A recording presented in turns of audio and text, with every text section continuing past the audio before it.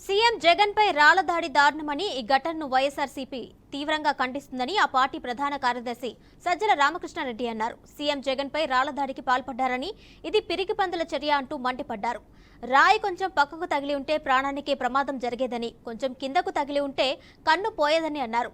ఇది ఆకతాయిలు చేసిన పని కాదని, పక్కా ప్లాన్ ప్రకారమే జరిగిందని సజ్జల ఆరోపించారు. ఎయిర్ గన్ లాంటి దానితో దాడి చేసినట్లు అనుమానం ఉందన్నారు. ఇది సాధారణంగా జరిగిన ఘటన కాదని, ఇది కోల్డ్ బ్లడెడ్ పక్కా ప్లాన్ మర్డర్ అటెంప్ట్ అని అన్నారు సజ్జల. చంద్రబాబు రెచ్చగొడుతూ మాట్లాడుతున్నారని, ఓటమి ఖాయమపోవడంతోనే చంద్రబాబు కుట్రలు చేస్తున్నారని మండిపడ్డారు. అక్కడికి వచ్చేసరికి ఫోర్స్ ఉండదు. రాయి తగిలి పక్కన ఉన్న వ్యక్తికి అంతే ఫోర్స్గా వెళ్లి తగిలింది అంటే ఇక్కడ ఎంత ఫోర్స్ అప్లై ఉండాలి? ఈయన కనుగుడ్డు కూడా ప్రమాదం అయింది, ఇప్పుడు రెటీనాకు ఇదవుతోంది అనేంత ప్రమాదం శ్రీనివాస్ది అయితే,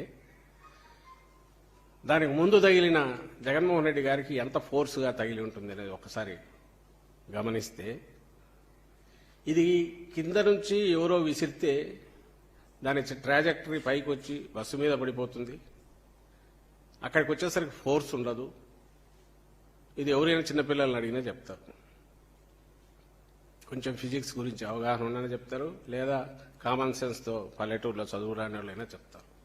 బలంగా ఏదో ఒకదాన్ని ప్రయోగించి ఉండాలి.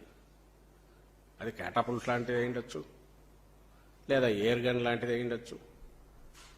క్యాటపుల్ట్తో అయినా సరే ఒక 20 అడుగులో 30 అడుగుల దూరం నుంచి వస్తే ఒకరికి తగిలిన తర్వాత మళ్ళీ అంత ఫోర్స్తో ఇంకొకరికి తగిలితుందా అనేది అది ఒక అనుమానించాల్సిన విషయం. అది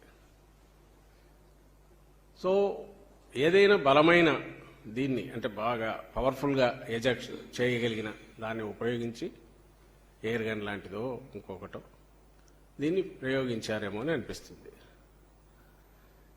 ఎవరో తుంటరి వాడు, ఒక మిస్క్రియంట్, ఒక దుండగుడు అలా చేసి ఉంటే ఇంత పథకం ప్రకారం ఇట్లా చేసే అవకాశం లేదు.